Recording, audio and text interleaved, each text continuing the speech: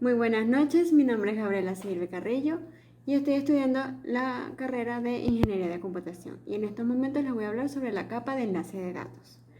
Los protocolos elementales de enlace de datos son las capas físicas de enlace de datos y de red que hay procesar independientes que se comunican pasando mensajes de un lado a otro.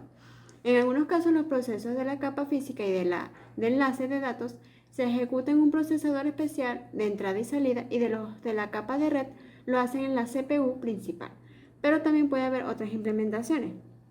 Algunos de estos protocolos son un protocolo simplex sin restricciones, que este es un protocolo para la comunicación entre las computadoras en que los flujos de datos van en una sola dirección. Debido a esto, el remitente no tiene manera de saber si el receptor ha recibido los datos a la otra computadora. El protocolo consiste en dos procedimientos diferentes, uno transmisor y uno receptor. El transmisor se ejecuta en la capa de enlaces de datos de la máquina de origen y el receptor se ejecuta en la capa de enlaces de datos de la máquina del destino. No se usan números de secuencia ni acuses.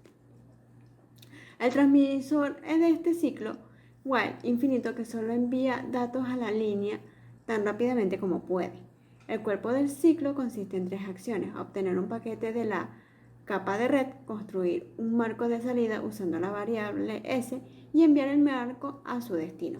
Este protocolo no solo se utiliza como el marco info del marco, pues los demás campos tienen que ver con los errores y el control del flujo, y aquí no hay errores de control de flujo. El protocolo simplex de parada y espera. Esta tiene la capacidad de que la capa de red receptora de procesos de datos de entrada, como una rapidez infinita, o lo que es equivalente a la presencia de la capa de datos de una cantidad infinita de espacio de buffer en la cual almacenar todos los marcos de entrada mientras esperan su respectivo turno.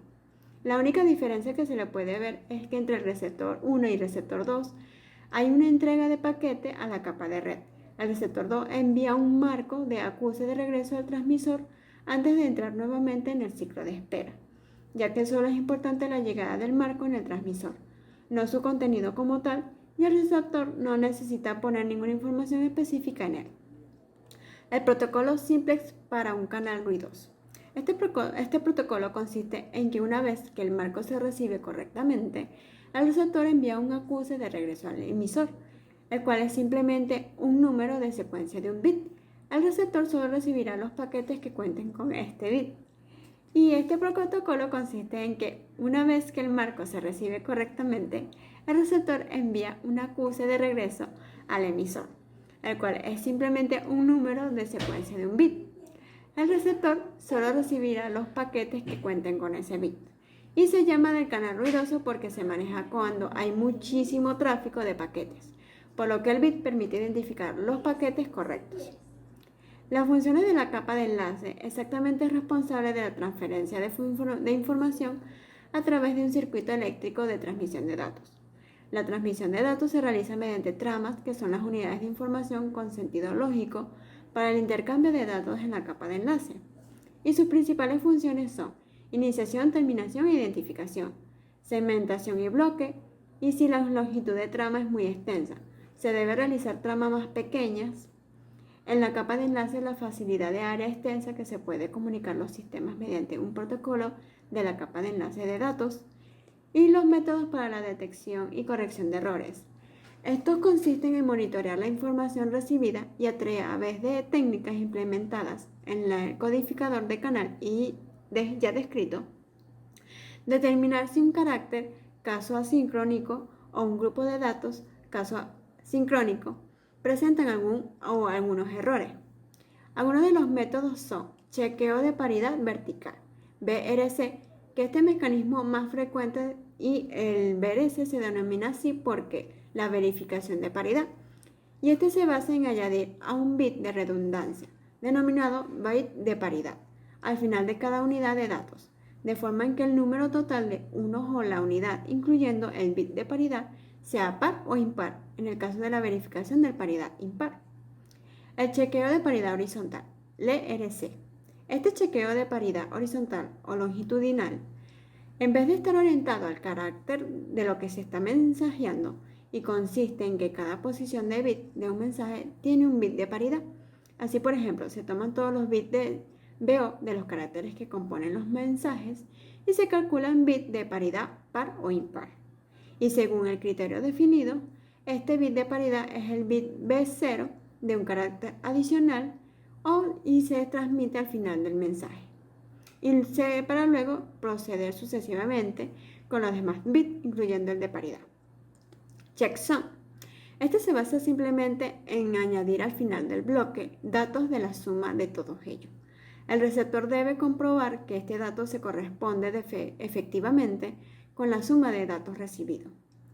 El chequeo de redundancias cíclica, CRC, es un método de control de integridad de datos que es fácil de implementación y es el principal método de detección de errores utilizando en las telecomunicaciones. La verificación de redundancia cíclica consiste en la protección de los datos en bloques, denominados tramas. A cada trama se le asigna un segmento de datos denominado código de control, y al que se denomina secuencias FSC o secuencia de verificación de trama, en el caso de una secuencia de 32 bits y en ocasiones se identifica erróneamente como CRC. El Hamming es un código detector y corrector de errores que lleva el nombre de su inventor, Richard Hamming. En los datos codificados en Hamming se puede detectar errores en bit y corregirlos. Sin embargo, no se distingue entre errores de 2 bits y de 1 bit. Y esto representa una mejora respecto a los códigos con bit de paridad, que pueden detectar errores en un solo bit, pero no pueden corregirlos. Los formatos y tipos de tramas. Por conteo de caracteres, al principio de la trama se pone el número de bits que representa el principio y fin de las tramas. Por secuencia de bits, en comunicaciones orientadas a bits se puede emplear una secuencia de bits para indicar el principio y fin de una trama. Por violación del nivel físico. Se trata de introducir una señal o nivel de señal que no corresponda ni con un bit 1 ni con un 0.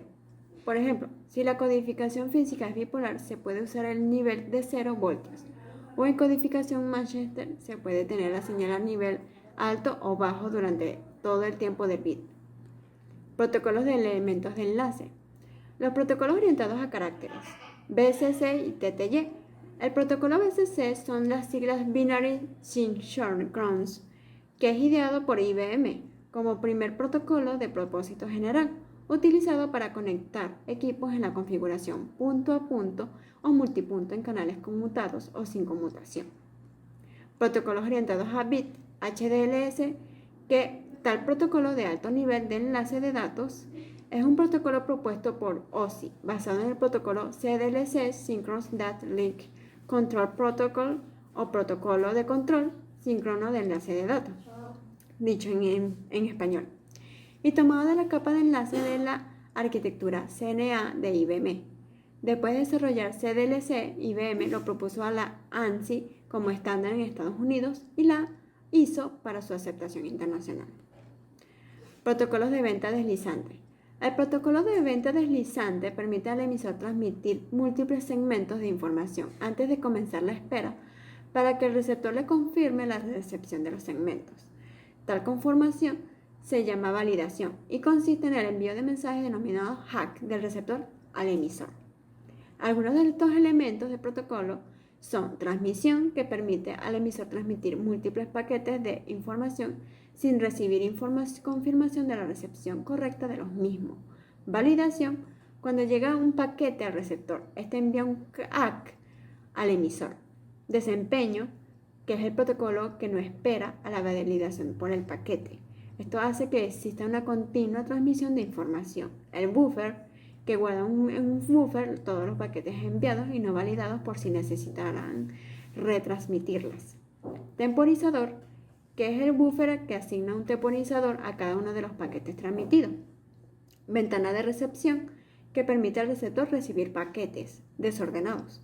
Y recuperación de errores, que cuando el receptor detecta un paquete no valida, lo descarta siempre. Espero que les haya gustado. Muchísimas gracias.